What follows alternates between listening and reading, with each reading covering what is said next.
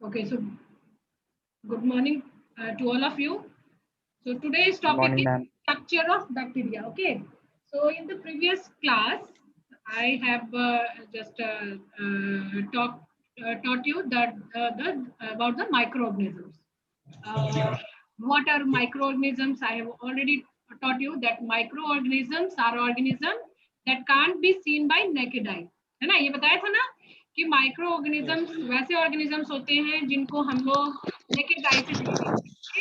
That microorganism can be seen only through the some optical instrument like microscope. है ना? That's why they are called as a microorganisms. And there are category of microorganisms like bacteria, है ना, protozoan, fungi, algae etcetera and etcetera. ठीक है ना, बताया था ना कि जैसे कुछ जो माइक्रोऑर्गेनिजम्स में बैक्टीरिया आते हैं, फिर कुछ फंजाई आते हैं, एल्गी आते हैं, जिनको कि नेकेड आई से आप लोग नहीं देख सकते हो.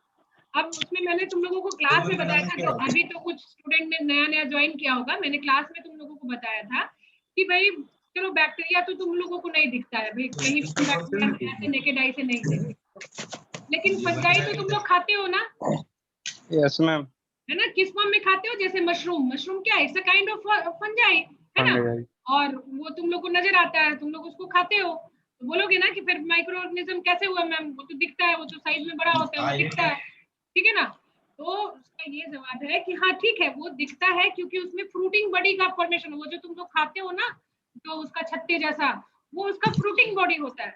तो फ्रूटिंग बॉडी के कारण वो दिखता है तुम लोगों को, लेकिन उसका डिटेल स्ट्रक्चर, उसका जो डिटेल स्ट्रक्चर अगर तुम्हें देखना हो कि उसके अंदर क्या क्या है, उसके अंदर स्पोर्स बनते हैं, कैसे बनते हैं, तो उसके लिए हमें माइक्रोस्कोप की जरूरत है, और इसलिए वो माइक्रोस्कोपिक कैटेगरी में आता है. सब कोई म्यूट करो ना मैम, आवाज नहीं आ रहा, कोई कोई का म्यूट नहीं है.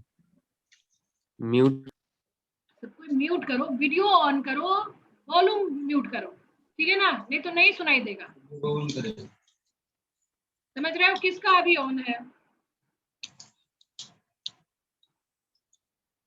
ठीक है, तो इसी तरह जैसे मैंने तुम लोगों को बताया था, क्लास में बताया था, जिन लोगों ने क्लास लगाया है उन लोगों के लिए सही है, बट जो लोग क्लास नहीं लगाए उनके लिए है कि भाई कुछ एल्गी, अब तुम लोग जैसे मैंने बताया था कि भाई ठीक है, एल्गी तुम लोगों ने देखा है, तो तुम लोगों ने बोला कि नहीं देखा, तो देखा होगा एल्गी, क्योंकि जब बरसात हो जाती है ना, और जब हम चलते हैं तो क्या होता है, देखते हैं कि किनारों पे जैसे दीवार वगैरह पे कुछ हरी हरी, है ना, वो एक मैट सा बन जाता है, तो वो क्या है? एल्गी है ना, तो वो भी दिखता है. तो फिर पूछोगे कि मैम जब वो भी दिखता है तो वो भी कैसे हुआ माइक्रोऑर्गेनिज्म, है ना?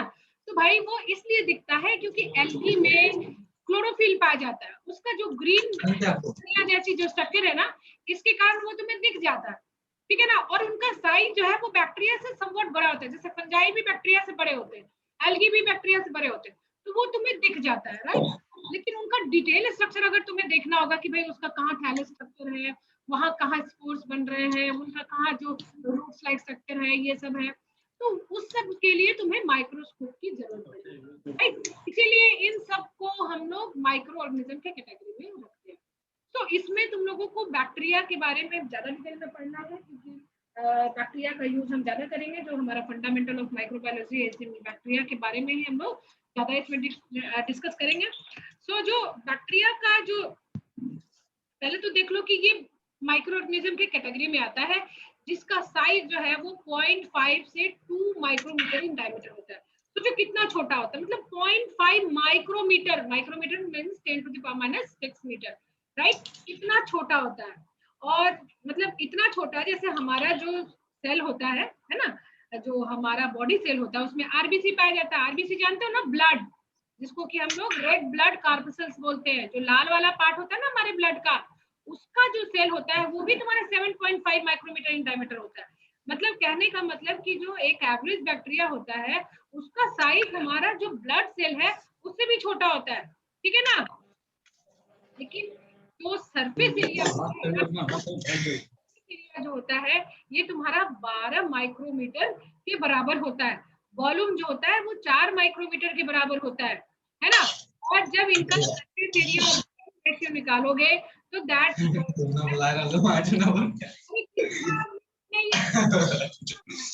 मैम आवाज नहीं आ रही है। म्यूट नहीं किया है कोई, आवाज नहीं आ रहा है क्लियर।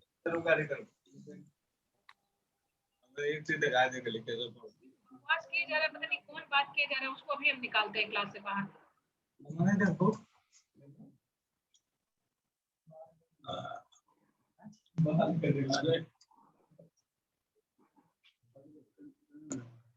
ये 83 किसका नंबर है? 833789 उसको समझ नहीं आ रहा म्यूट करना है, बकवास मारे जा रहा है। कौन है ये 833?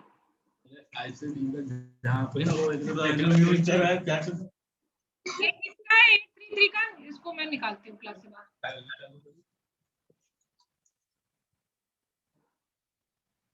समझ में नहीं आ रहा है।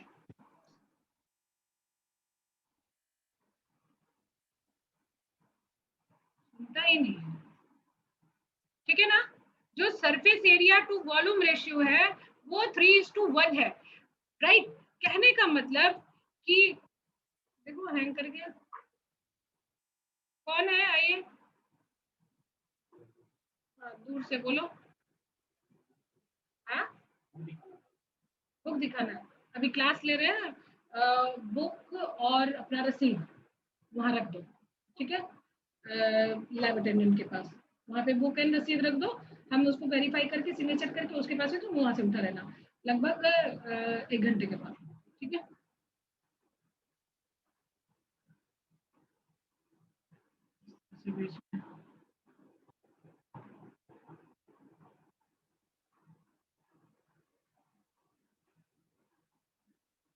सो यहाँ पे देखो सरफेस, अब सुन रहा है तुम लोगों को? Yes ma'am. Yes ma'am. जो surface area Yes, to ma'am. Volume ratio है वो यहाँ पे दिखा रहा है 3:1 है ना।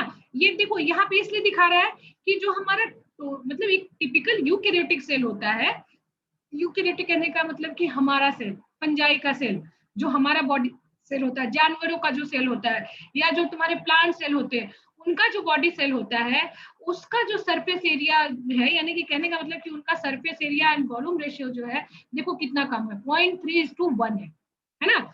मतलब कहने का मतलब कि भाई जो अभी हम लोग जिस दौर से गुजर रहे हैं, कोरोना दौर से गुजर रहे हैं, उसमें तुम देखते होगे कि एक छोटा सा वायरस है जिसको कि कोई नहीं देख पा रहा है और वो बेचारा, मतलब कि बेचारा क्या, बेचारे हम लोग अभी बने हुए हैं, उसने कितनों की जान ले ली और वो कहीं नहीं दिखता है, इतना माइन्यूट है, कहीं नहीं दिखता है, लेकिन वो कितना एक्टिव है ना।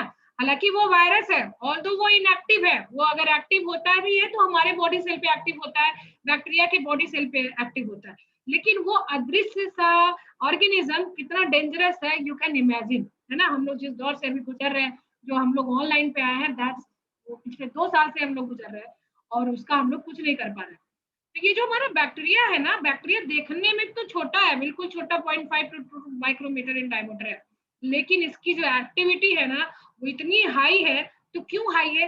क्योंकि इसका जो surface area by volume ratio है ना वो बहुत ज्यादा है। कहने का मतलब कि साइज इसका मतलब कि इतना छोटा है, सरफेस एरिया हालांकि इसका 12 है लेकिन वॉल्यूम इसका कितना कम है, इतने कम वॉल्यूम में इसने अपने सारे जो उसके जो स्ट्रक्चर्स है उसको एकोमोडेट कर रखा है कि मतलब बहुत ज्यादा इसको ना स्पेस की जरूरत होती है, ना खाने पीने की बहुत ज्यादा इसको कोई रिक्वायरमेंट है। थोड़ा सा तुम खाना दे दो, वो पूरा खाना जो है वो उसके पूरे सेल के अंदर आराम से फैल जाता है एंड सारे जो उसके ऑर्गेनेल्स हैं, जो ऑर्गेनेल्स तो नहीं, जो सारे उसके जो स्ट्रक्चर्स हैं वो उसको आराम से लेके और अपना सारा जो है वो एक्टिविटी एंड फंक्शन करता है। यही चीज बता रहा है कि हालांकि इसका जो साइज है इतना स्मॉल है, लेकिन जो सरफेस एरिया वो वॉल्यूम रेशियो बहुत ज्यादा है और यही वजह है कि फूड जो है वो सरफेस एरिया से के लार्ज सरफेस एरिया के कारण इमीडिएटली जो है वो बैक्टीरिया के हर पार्ट में रीच करता है एंड इस तरह से उसमें किसी तरह का कोई ऑर्गेनेल्स एंड स्ट्रक्चर की जरूरत नहीं पड़ती है।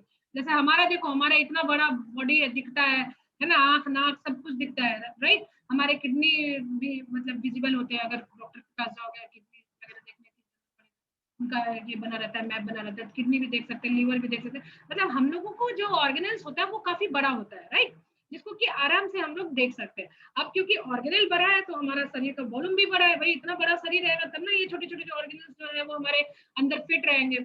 लेकिन उस सबको जिंदा रखने के लिए हमें लार्ज अमाउंट ऑफ ऑक्सीजन की जरूरत पड़ती है, लार्ज अमाउंट ऑफ खाना खाने की जरूरत पड़ती है ना, क्योंकि हमारा वॉल्यूम ज्यादा है ना, हमने मतलब कि ज्यादा वॉल्यूम में अपने ऑर्गेनल्स को बिखेर रखा है, तो इसीलिए हर पार्ट को एक अपना एक्सपेंशन है, एक कंप्लीट स्ट्रक्चर है जिससे कि वो अपना प्रॉपर फंक्शन करता है एंड अपने सेल को वो जिंदा रखता है।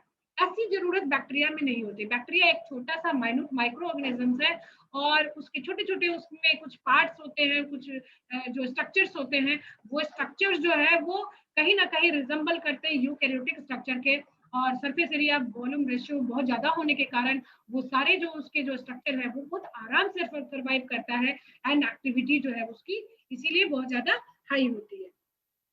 तो ये तुम्हें क्वेश्चन पूछ सकता है कि although bacterial structure is so small, है ना, but its activity is very fast. Why?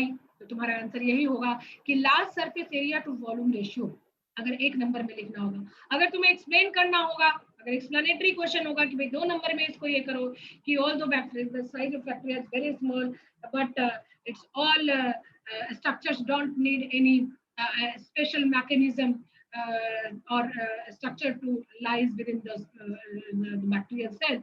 So that your answer will be because large surface area by volume ratio, है ना, enable it to take food quickly, oxygen quickly and distribute among them quickly.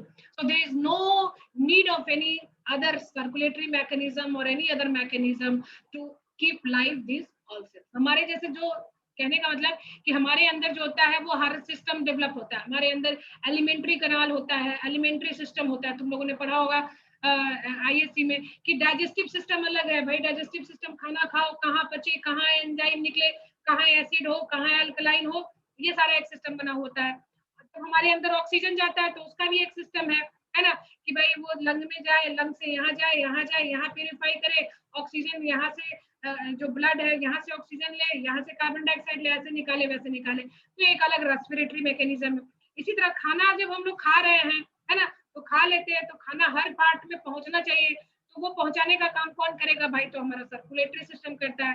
Circulatory system यानी blood system करता है, और ये blood system not only खाना पहुंचाता है हर पार्ट को, ऑक्सीजन भी पहुंचाता है हर पार्ट को।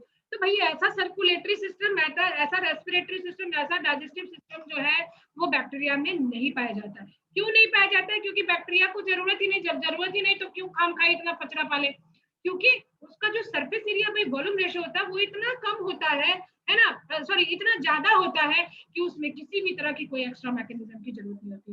जो खाना बैक्टीरिया के सरफेस पे ऐसे रख दोगे, वो बैक्टीरिया क्विकली उसको एब्जॉर्ब करता है, और उसके सारे जो स्ट्रक्चर है वो इतने क्लोज होते हैं कि सारे के पास इक्वली पहुंच जाता है। So there is no need of any circulatory mechanism, there is no need of any respiratory mechanism, there is no need of any digestive mechanism in case of bacteria. तो ये क्वेश्चन याद रखना, पूछ सकता है, हम भी पूछ सकते हैं तुमसे कि why there is no any extra system required for bacteria to keep them alive. So your answer will be surface area to volume ratio is very large in case of bacteria, है ना. So food and air enters through surface area, and quickly this is all part of bacteria. So there is no need of any structure or organelle, है ना, or any mechanism in the bacteria. Clear है? Yes ma'am. Yes ma'am. Yes ma'am. एक slide में हम बहुत ज्यादा time लगा रहे हैं, ठीक है ना, बहुत हासली भागना नहीं है, आराम से समझना भी है तुम लोगों को। तुम्हारे पास सब कुछ है, मटेरियल है, सब कुछ है। तुम लोग बासु के साइट पे जाओगे तो मेरा सारा नोट्स दिया हुआ है उसपे, है ना, वहां से भी ले सकते हो और हम भी तुम लोगों को प्रोवाइड करेंगे। बट यहाँ पे एक एक चीज समझ लेना है, क्योंकि क्वेश्चन हम ट्विस्टेड पूछेंगे और उसके लिए क्लास लगाना जरूरी है।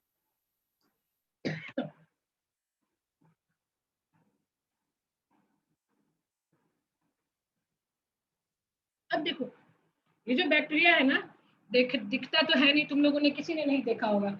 लैब में भी आओगे तो तुम लोगों को बैक्टीरिया हम दिखाएंगे, जब प्रैक्टिकल कराएंगे तो बैक्टीरिया दिखाएंगे, लेकिन वो बैक्टीरिया भी तुम लोगों को ना बस ऐसे दिखेगा, जैसे क्या कहते हैं, एकदम मतलब कि ऐसे गमी सा गोल सा पॉइंट सा दिखेगा, है ना। तो उसमें भी तुम लोग बोलेंगे मैडम ये बैक्टीरिया, जैसे अभी तुम लोग सैनिटाइजर का एक ड्रॉप डालते हो ना गाढ़ा सा, जस्ट लाइक वैसा ही बैक्टीरिया जो होता है वो ट्रांसपेरेंट गमी सा चिपचिपासा वैसे ही दिखेगा, लेकिन उस एक एक ड्रॉप के अंदर, उस एक बूंद के अंदर इतने सारे, इतने करोड़ों बैक्टीरिया होते हैं। ये तुम लोगों को दिखाई देगा माइक्रोस्कोप के अंदर, है ना। और वो भी डिफरेंट डिफरेंट साइज के कुछ दिखेंगे। भाई तुम लोग सबको अलग अलग मैं स्लाइड दे दूंगी और बोलूंगी भाई देख के बताओ कि इसका साइज कैसा है। तो किसी को कुछ नजर आएगा, किसी को कुछ नजर आएगा, ऑब्जर्वेशन नजर आएगा। तो जब तुम लोग स्लाइड के अंदर देखोगे ना, तो किसी को दिखेगा कि मैडम ये तो ना एकदम डॉट जैसा है, गोला सा है, गोल गोल सा, छोटा छोटा सा स्ट्रक्चर सा है। किसी को दिखेगा कि मैडम वो ना गोल भी है, थोड़ा सा लंबा भी है।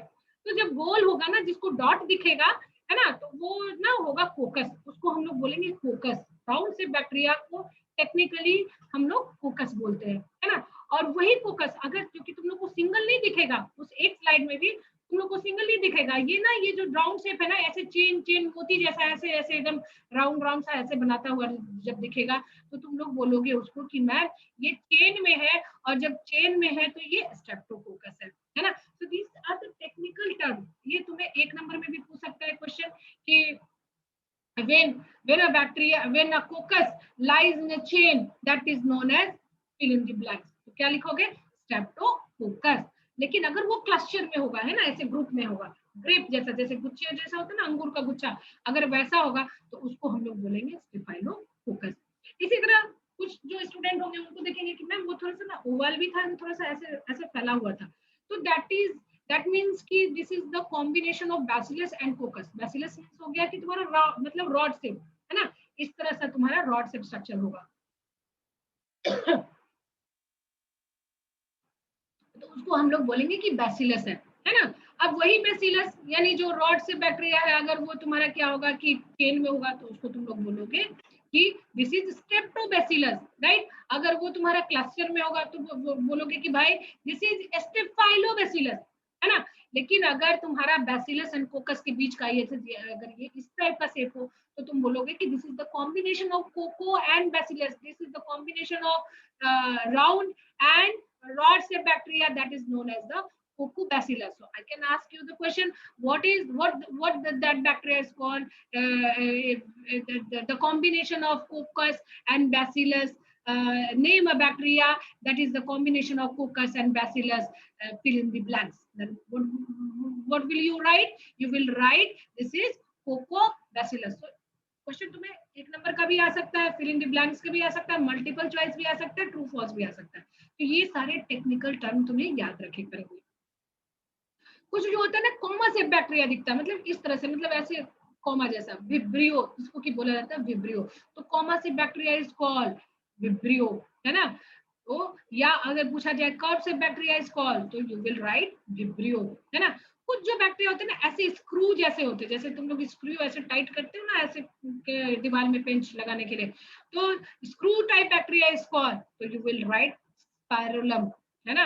या मतलब या spiral bacteria is called, screw type bacteria को तो स्पाइरोकीटी बोलते हैं, ये एकदम जाने तुम्हारा स्क्रू जैसा होता है, तो that bacteria is called spirochete. Spirochete is screw type bacteria, but spirillum bacteria simply called spirillum. कुछ बैक्टीरिया जो होते हैं वो स्क्वायर शेप भी होते हैं, है ना, एंड कुछ बैक्टीरिया जो होते हैं वो स्टार शेप होते हैं। तो जरूरी नहीं कि एक ही तुम्हें स्लाइड में दिख जाए, है ना, क्योंकि अलग अलग टाइप के बैक्टीरिया जो होते हैं वो अलग अलग ओरिएंटेशन में होते हैं। अब देखो, अब सोचोगे कि ये बैक्टीरिया जो है वो ऐसा स्ट्रक्चर बनाता कैसे।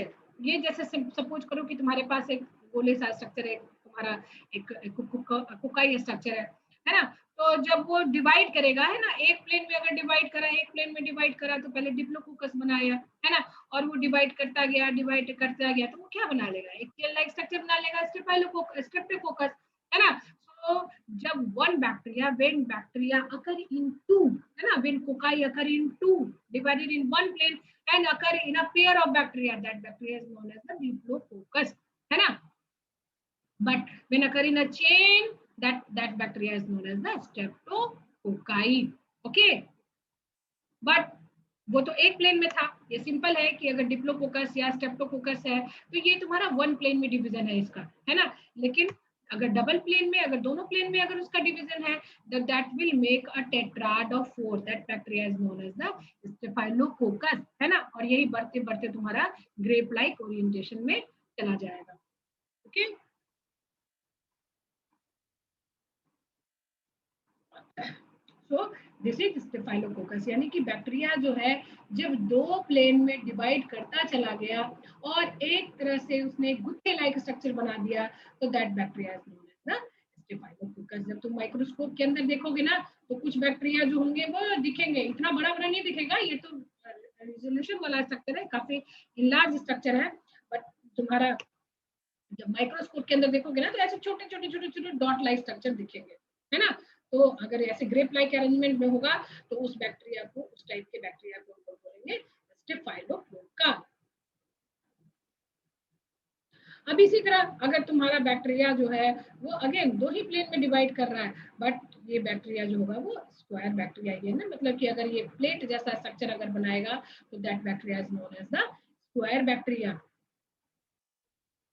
ये तुम्हारा लाइव स्ट्रक्चर है, कुछ बैक्टीरिया का स्ट्रक्चर है जो कि स्क्वायर लाइक स्ट्रक्चर ये दिखता है ना।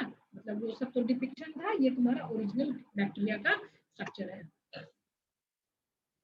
तो ये जो प्रीवियस स्लाइड है, इसमें तुम लोगों को ये सारे जो टेक्निकल जो टर्म है ये याद करने पड़ेंगे। कोकाई होगा तो उसको क्या बोलेंगे, चेन में होगा तो क्या बोलेंगे, क्लस्टर में होगा तो क्या बोलेंगे, जब बैक्टीरिया जो होगा रॉड शेप होगा तो उसको क्या बोलेंगे, अगर वो रॉड बैक्टीरिया अगर चेन में होगा तो क्या बोलेंगे, क्लस्टर में होगा तो क्या बोलेंगे, जब कॉम्बिनेशन ऑफ कोकस एंड बैसिलाई होगा तो क्या बोलेंगे, कोकोबैसिलस बोलेंगे, अगर वो कर्व्ड है तो क्या बोलेंगे, स्क्रू शेप्ड है तो क्या बोलेंगे, है ना, स्क्वायर है, स्टार है, इन सब को क्या बोलेंगे, ये सारे टेक्निकली आप लोगों को याद करना पड़ेगा।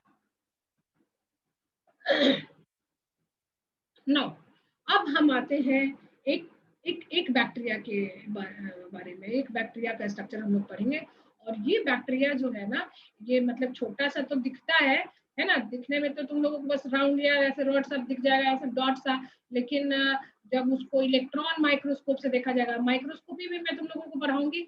माइक्रोस्कोप में कई तरह के माइक्रोस्कोप रहते हैं, तो तुम्हारे लैब में जो है वो सिंपल माइक्रोस्कोप है, उसमें तुम लोग बस 10x 20x 40x and 100x इतने ही रेजोल्यूशन तक तुम लोग देख पाओगे। लेकिन इलेक्ट्रॉन माइक्रोस्कोप जो है ना, किसी भी छोटे स्ट्रक्चर को बहुत ज्यादा इनलार्ज बना देता है, इतना इनलार्ज बना देता है कि आप उसके अंदर का डिटेल स्ट्रक्चर भी देख सकते हैं। तो ये जो बैक्टीरिया का जो स्ट्रक्चर है ना, तुम लोग को यहाँ नहीं एक्सपेक्ट करना कि यहाँ माइक्रोस्कोप में तुमको दिख जाएगा, है ना, ये तुम्हें इमेजिन करना पड़ेगा। ये सब जो स्ट्रक्चर है ना, ये इलेक्ट्रॉन माइक्रोस्कोप के अंदर ये इतना डिटेल स्ट्रक्चर दिखेगा, है ना। तो एक जो सिंपल जो बैक्टीरिया होता है ना, ये बैक्टीरिया बड़ा खतरनाक सा है। देखो इसके अंदर कितने सारे स्ट्रक्चर है, ये जो बाहर एक लंबा जो कूट सा स्ट्रक्चर है, ये इसको फ्लैजिलम बोलते हैं, है ना। और ये फ्लैजिलम जो है वो बैक्टीरिया को घूमने मतलब मूवमेंट में, जैसे जस्ट लाइक बंदर का कैसे पूंछ होता है, इसी तरह इसका भी एक पूंछ होता है, और ये हर बैक्टीरिया में नहीं पाया, it's not a necessary structure, है ना, it is accessory structure. Necessary means कि मतलब इसको ऐसा सर्वाइबिलिटी के लिए जरूरत नहीं होती है, जो एक्वाटिक बैक्टीरिया होते हैं या कोई स्विमिंग बैक्टीरिया होते हैं, उनमें ये इस तरह का फ्लैजिलम लाइक स्ट्रक्चर पाया जाता है। इसी तरह बट जो बैक्टीरिया है ना, उसके ऊपर ना छोटे छोटे स्पाइक लाइक है ना, कांटेदार स्ट्रक्चर होता है, छोटा छोटा छोटा छोटा, इसको हम लोग बोलते हैं पिलाई, और इसी पिलाई को हम लोग फिम्बरी भी बोलते हैं। एक पिलाई जो होता है उसको पाइलस बोलते हैं, एक जो मतलब कि फिम्बरी हो गया पूरा ग्रुप को, और एक जो पिलाई उसको फिम्बरी भी बोल रहे हैं, पूरे ग्रुप को पिलाई बोल रहे हैं, और एक को हम लोग फिम्बरिया या पाइलस बोल रहे हैं। अब इसमें जो है वो राइबोसोम भी पाया जाता है ना। राइबोसोम जो होता है उसको हम लोग प्रोटीन फैक्ट्री बोलते हैं, जो कि प्रोटीन सिंथेसिस में हेल्प करता है। कुछ इंक्लूशंस भी होते हैं, जैसे हमारे अंदर फैट ग्लोब्यूल्स ये सब स्टोर्ड मटेरियल होता है, इसी तरह बैक्टीरिया के अंदर भी इंक्लूशंस होते हैं। ये ना इसको जो कवर देख रहे हो ना, ये आप बाहर का जो कवर, ये कवर भी ना कई लेयर का होता है। ये आउटर मोस्ट जो होता है उसको हम लोग कैप्सूल और स्लाइम लेयर करते हैं। जो कैप्सूल के जस्ट नीचे जो होता है ये एक थोड़ा सा थिक वॉल होता है, जिसको कि हम लोग सेल वॉल कहते हैं, एंड उसके नीचे जो होता है वो सेल मेम्ब्रेन होता है ना। तो अब तुम लोग बायोलॉजी के स्टूडेंट होंगे, उनको जान के बड़ा मतलब ये आश्चर्य होगा कि अरे ये तो ना मतलब कि प्लांट जैसा है, मतलब सेल वॉल है, इसका मतलब कि ये प्लांट सेल है ना। नहीं, ये ना प्लांट सेल है ना ये एनिमल सेल है। It is different from plant cell and it is different from animal cell too, क्योंकि इसके जो स्ट्रक्चर है ना ये बिल्कुल ही यूनिक है। इसमें सेल वॉल है, बट इसका सेल वॉल का जो कॉम्पोजिशन है वो नॉर्मल जो हमारा प्लांट सेल है ना उसके कॉम्पोजिशन से बिल्कुल ही डिफरेंट है ना। और एनिमल सेल की तरह बिल्कुल ही नहीं, क्योंकि एनिमल सेल की तरह तो इसमें कोई स्ट्रक्चर ही नहीं पाया जाता है। सो although it's it have plant, it have cell wall, but the composition of cell wall is different than that of the plant cell, है ना। इसी तरह इसमें सेल मेम्ब्रेन भी पाया जाता है, इसके अंदर क्रोमोसोम पाया जाता है, जैसे हमारे अंदर क्रोमोसोम पाया जाता है ना, हमारा जैसे हर काम जो होता है, हमारा जो जेनेटिक्स होता है वो क्रोमोसोम डिसाइड करता है। इसी तरह बैक्टीरिया के अंदर भी ये लॉन्ग एक क्रोमोसोम, एक थ्रेड लाइक स्ट्रक्चर होता है जो कि इसके सारे जेनेटिक्स को कंट्रोल करता है। एंड एक सर्कुलर, एक एक्स्ट्रा भी प्लाज्मिड होता है, मतलब जैसे हम लोग के अंदर बस एक ही वही क्रोमोसोम होता है, मतलब 20, हालांकि हमारे अंदर 23 प्लस XY क्रोमोसोम्स होते हैं, है ना। एनिमल्स के जो हमारे जो ह्यूमन बॉडीज होते हैं 23 प्लस XY हमारे अंदर क्रोमोसोम्स होते हैं, बट इसमें जो होता है वो सिंगल क्रोमोसोम पाया जाता है, और उसके अलावा एक अलग एक एडिशनल स्ट्रक्चर पाया जाता है जिसको कि हम लोग प्लाज्मिड कहते हैं। और ये प्लाज्मिड जो होता है ना, वो मतलब कि डीएनए लाइक ही स्ट्रक्चर होता है ना। जैसे क्रोमोसोम में क्या होता है, डीएनए होता है, डीएनए का क्रोमोसोम बनाता है, डीएनए जो होता है वो एकदम ऐसे ऐसे घुसता चला जाता है, मतलब एकदम कॉम्प्लिकेटेड होता चला जाता है और वो क्रोमोसोम बन जाता है। इसी तरह एक इसमें अलग से एक सर्कुलर स्ट्रक्चर होता है जिसको कि हम लोग प्लाज्मिड बोलते हैं। और ये प्लाज्मिड जो होता है वो बैक्टीरिया में बहुत ही इंपॉर्टेंट होता है, जिसके सारे फंक्शंस जो है वो तुम्हें 1 बाय 1 जो है वो बताए जाएंगे। तो ये याद रखो, ये स्ट्रक्चर जो है ये याद रखना, ये स्ट्रक्चर बहुत इंपॉर्टेंट है। ये स्ट्रक्चर तुम्हारे क्वेश्चन में आता है, 5 नंबर में आता है कि भाई draw a neat and clean diagram of bacteria, है ना, विथ ऑल स्ट्रक्चर। तो इसके जो स्ट्रक्चर है वो इस तरह से सुंदर से तुम्हें एक बैक्टीरिया का स्ट्रक्चर बना के, और ये उसको फ्लैजिला दिखा देना, फिलाई दिखा देना, कैप्सूल लेयर दिखा देना, प्लाज्मा मेम्ब्रेन लेयर दिखा देना, साइटोप्लाज्म के बीच में जो ऐसे जो लिक्विड मटेरियल जैसा दिख रहा है ये तुम्हारा साइटोप्लाज्म है ना। सेल वॉल दिखा देना, है ना। अब सेल वॉल जो होता है ना, यही तुम्हारा लाइपोपॉलीसैकेराइड्स, जो सेल वॉल होता है ये लेयर्स जो होते हैं लाइपोपॉलीसैकेराइड्स के बने होते हैं। टिकोइक एसिड, कुछ बैक्टीरिया जो होते हैं जैसे ग्राम पॉजिटिव ग्राम नेगेटिव सब आगे तुम्हें बताया जाएगा, उस बैक्टीरिया में एक एडिशनल स्ट्रक्चर पाया जाता है जिसको टिकोइक एसिड बोलते हैं। कुछ इंक्लूजन्स पाए जाते हैं, है ना, एंड इसमें स्पोर्स लाइक स्ट्रक्चर भी पाया जाता है। सो बैक्टीरिया का स्ट्रक्चर क्लियर है तुम लोगों को सबको? Yes ma'am. Yes ma'am. Yes, ma'am. Yes ma'am. देखो 1 बाय 1 स्ट्रक्चर जो है वो तुम लोगों को पूछा जाएगा, है ना। जैसे बैक्टीरिया का स्ट्रक्चर तुमने एक क्वेश्चन तो तुम्हारा एकदम समझो आउट है कि बैक्टीरिया का स्ट्रक्चर आएगा उसके सारे डायग्राम के साथ, उसके सारे जो स्ट्रक्चर्स हैं उसके साथ, राइट। अब जो इसके सारे जो फंक्शंस हैं, जो पार्ट्स हैं, उन सब का अलग अलग फंक्शंस होता है ना। तो जैसा तुम्हें पहले ये जो है, जो पहला स्ट्रक्चर है वो तुम्हारा फ्लैजिला है ना। फ्लैजिला मैंने तुम्हें बताया था कि फ्लैजिला जो होता है ये मूवमेंट के लिए रिस्पॉन्सिबल होता है ना। जैसे स्वार्मिंग, कुछ जो बैक्टीरिया होते हैं वो स्वार्मिंग मूवमेंट करते हैं, है ना।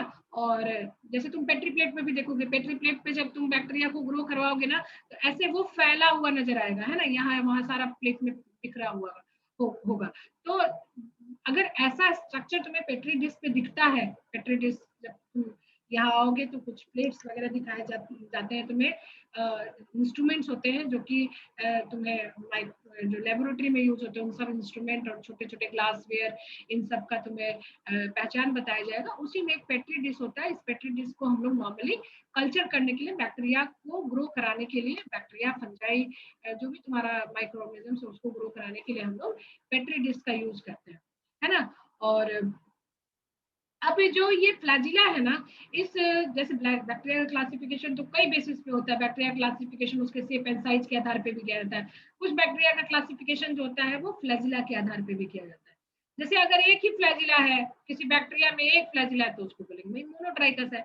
मान लीजिए कि एक बंच ऑफ बैक्टीरिया जैसे बाल जैसा एक किनारे पे कहीं है बैक्टीरिया का फ्लैजिला, तो उसको हम लोग बोलेंगे लोफोट्राइकस। अगर मान लीजिए कि दोनों तरफ थोड़े थोड़े फ्लैजिला बिखरे हुए हैं तो उसको हम लोग एम्फीट्राइकस।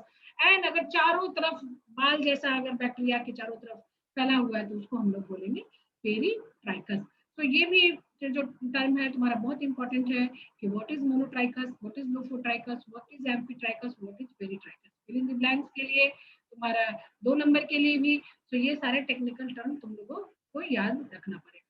तो यहाँ पे तुम देख सकते हो, जैसे ये देखो, ये जो बैक्टीरिया है ना, एक छोटा सा ऐसे रॉड शेप बैक्टीरिया है और उसके एक कोने पे एक स्ट्रक्चर एक फ्लैजिला सा लगा हुआ है, तो ये मोनोट्राइकस है। एक फ्लैजिला है, एक एंड पे लगा है, तो ये मोनोट्राइकस है। बट यहाँ पे देखो दो दो फ्लैजिला, तीन तीन फ्लैजिला जो है वो दोनों एंड पे है ना, है ना, दोनों। तो दोनों जब दोनों एंड पे होगा तो उसको तुम लोग बोलोगे कि ये जो है ना, मतलब टफ और फ्लैजिला एट वन एंड। अगर एक एंड पे है तो उसको तुम लोग बोलोगे कि ये लोफोट्राइकस है ना। अगर मान ली जाए कि पूरा तुम्हारा एक एक कोने पे ढेर सारा तुम्हारा जो देखो ये दोनों तरफ है, तो ये तुम्हारा एम्फीट्राइकस है, राइट। दोनों तरफ फ्लैजिला है, यहाँ भी फ्लैजिला है, इधर भी। ये देखो एक तरफ ना, एक कोने में इधर तुम्हारा खाली बाल बाल जैसा नजर आ रहा है, तो ये तुम्हारा हो जाएगा लोफोट्राइकस। एंड यहाँ पे देख रहे हो कि पूरा जो एक जो बीच में बैक्टीरिया है, इसके चारों तरफ बाल बाल जैसा स्ट्रक्चर लगा हुआ है, तो ये हो गया तुम्हारा पेरिट्राइकस। तो flagella at one end of bacteria is known as monotrichous. Flagella at both end of the bacteria is known as the amphitrichous.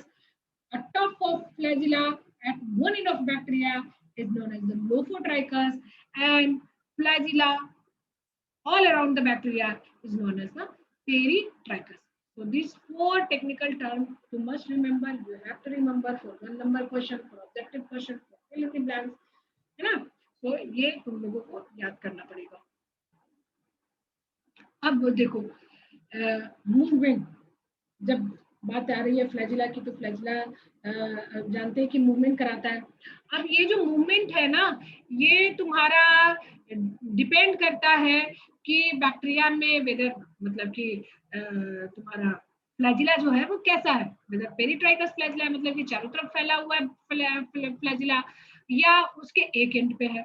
अगर एक एंड पे है यानी मोनोट्राइकस बैक्टीरिया है ना, या तुम्हारा लोफोट्राइकस एक ही एंड पे बहुत सारा फ्लैजिला है ना, तो वो किस तरह का मूवमेंट करेगा। एंड वैसा बैक्टीरिया जिसमें कि चारों तरफ फ्लैजिला लगा है, वो कैसा मूवमेंट करेगा। तो जैसे ये बता रहा है कि अगर तुम्हारा बैक्टीरिया पेरिट्राइकस है, मीन्स कि उसका फ्लैजिला जो है वो चारों तरफ बिखरा हुआ है ना, तो जब वो काउंटर क्लॉकवाइज, यानी काउंटर क्लॉकवाइज मींस इस तरह से, जब तुम्हारे घड़ी का देखते हो ना, घड़ी जब इस डायरेक्शन में घूमती है क्लॉकवाइज, अगर अपोजिट डायरेक्शन में घूमती है तो एंटी क्लॉकवाइज। तो जब ये काउंटर क्लॉकवाइज मींस कि इस तरह से अगर घूम रही है, इस तरह से अगर घूम रही है, तो ये जो बैक्टीरिया है वो क्या कर रहा है, ये फॉरवर्ड डायरेक्शन में मूव कर रहा है। अब क्या हुआ, बैक्टीरिया को फिर बैकवर्ड भी मूव करना, मींस ये फॉरवर्ड कब मूव करेगा, जब कुछ खाना है दिख रहा है उसको, बैक्टीरिया को दिख रहा है कुछ, उसको कुछ ऐसा उसको सेंस आया कि कुछ दूरी पे खाना रखा हुआ है ना, तो क्या करेगा, बैक्टीरिया उसकी तरफ जाएगा, है ना। बैक्टीरिया का मूवमेंट जो होता है वो भी किसी सेंस के अकॉर्डिंग होता है, मतलब लाइट के होता है, खाने के इसमें होगा, या जैसी जरूरत होगी बैक्टीरिया का उसके अकॉर्डिंग होगा। जैसे हम लोग भी कब चलते हैं, जब जरूरत होती है, अदरवाइज तो हम लोग बैठे रहते हैं। इसी तरह जब भी कोई मूवमेंट होगा तो वो किसी रिस्पॉन्स के इस रिस्पॉन्स में ही होगा। तो वैसे मूवमेंट को हम लोग बोलते हैं टैक्टिक मूवमेंट, है ना। तो अगर तुम्हारा लाइट के रिस्पॉन्स में मूवमेंट हुआ तो उसको बोलेंगे फोटोटैक्टिक। अगर वो न्यूट्रिशन के हुआ, अगर खाना के लिए वो मूव कर रहा है तो उसको हम लोग केमोटैक्टिक बोलेंगे। या कुछ केमिकल, क्योंकि न्यूट्रिशन को केमिकल में ही लाया गया है, या कुछ केमिकल, ऐसा केमिकल जो कि बैक्टीरिया को अट्रैक्ट कर रहा है, तो उसके अगर रिस्पॉन्स में बैक्टीरिया अगर मूव कर रहा है तो भी उसको हम लोग केमोटैक्टिक करेंगे। तो जब उसको केमोटैक्टिक मूवमेंट करना पड़ेगा, मतलब आगे जाना है, दैट मींस कि वो काउंटर क्लॉकवाइज रोटेशन करेगा। फिर बैक्टीरिया को बैकवर्ड भी जाना है, मींस कहने का मतलब कि अगर तुमने क्या किया कि उसको खाने की बजाय उसको कुछ ऐसा चीज दे दिया कि बैक्टीरिया उसको लाइक नहीं कर रहा, तो वो भागेगा ना वहां से। तो कैसे भागेगा भाई, उसके जो बाल है वो क्या करेंगे, थोड़ी देर के लिए रुकेंगे। रुकने के लिए वो क्या करेगा, क्लॉकवाइज रोटेशन करेगा, और इस केस में वो टंबल हो जाएगा, मींस फैल जाएगा, है ना, और वो थोड़ी देर तक रुक जाएगा। That movement is known as a pause movement. वो पॉज होगा एंड फिर वो क्या करेगा, सारे फ्लैजिला को अपने एक ओरिएंटेशन में डाल के अगेन वो काउंटर क्लॉकवाइज रोटेशन करेगा। यानी you can see in peritrichous flagella flagellar movement, bacteria have to rotate its flagella in counterclockwise direction for both forward direction and for backward direction too, है ना। In clockwise rotation, bacteria get tumble और pause, है ना। यही तुम्हारा ये जो slide है ये उसका मूवमेंट दिखा रहा है। but in case of polar movement, but in case of mono and Lophotrichus flagella, इसमें तुम देख रहे हो कि when bacteria will rotate its flagella in counterclockwise direction, then bacteria will move forward. counterclockwise ऊपर भी तुम्हारा forward, यहाँ नीचे भी तुम्हारा forward, okay? लेकिन जब ये क्लॉकवाइज जब ये क्लॉकवाइज रोटेशन करेगा, then bacteria will move backward direction, है ना? So you can see the clear difference between the peritrichous flagellar movement and the mono or Lophotrichus flagellar movement. In peritrichous flagellar movement, you can see bacteria have to rotate its flagella in counterclockwise direction for forward motion and for backward motion too. Okay, when bacteria rotate its flagella in clockwise direction, then bacteria gets stumble or pause for some time. But in case of mono or Lophotrichus flagella, bacteria will move counterclockwise direction for forward and clockwise rotation for backward direction. Okay, clear hai? Yes, ma'am. Yes, ma'am. आगे बढ़े, बढ़े आगे. Yes, ma'am. अब जब ये जो flagella में एक धागे सा दिख रहा है, लेकिन उस फ्लैजिला का जब तुम क्रॉस सेक्शन लोगे, है ना, और उसको अगेन तुम इलेक्ट्रॉन माइक्रोस्कोप के अंदर स्टडी करोगे, तो तुम्हें दिखेगा कि ये फ्लैजिला जो है ना, ये इतना सिंपल नहीं है. ये फ्लैजिला जो है ये 3 पार्ट में Abhayraj enter the waiting room. ये जो तुम्हारा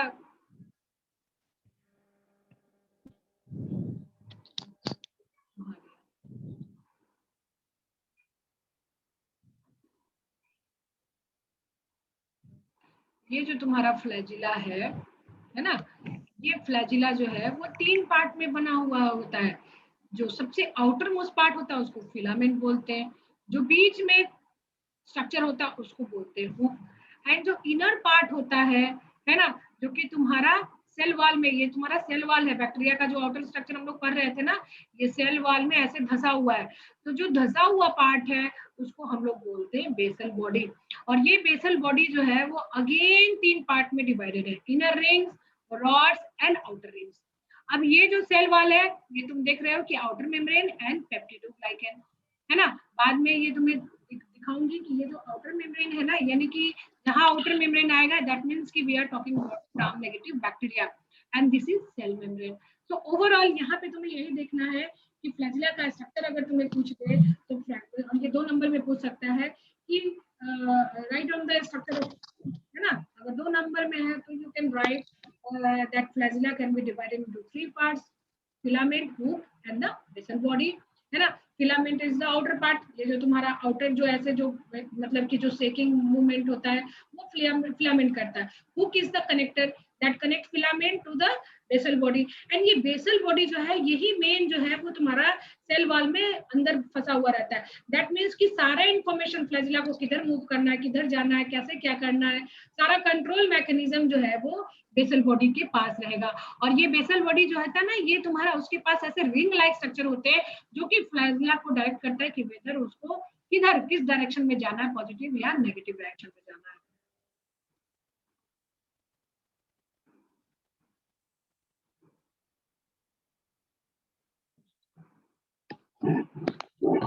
तो आज की क्लास के लिए इतना ही. इसके बाद नेक्स्ट दूसरा क्लास हमको लेना है, ठीक है ना. अब ये जो इतना जो स्ट्रक्चर है ना, अभी तुम लोग को स्लाइड में देख रहे हैं, ये सारा स्ट्रक्चर टिल फ्लैजिला है ना, ये तुम लोगों को कल याद होना चाहिए, राइट. कल इसी टाइम एक और क्लास ले लेंगे, तो हमारे जो पिछले वीक में हम क्लास नहीं ले पाए वो कवर हो जाएगा, राइट.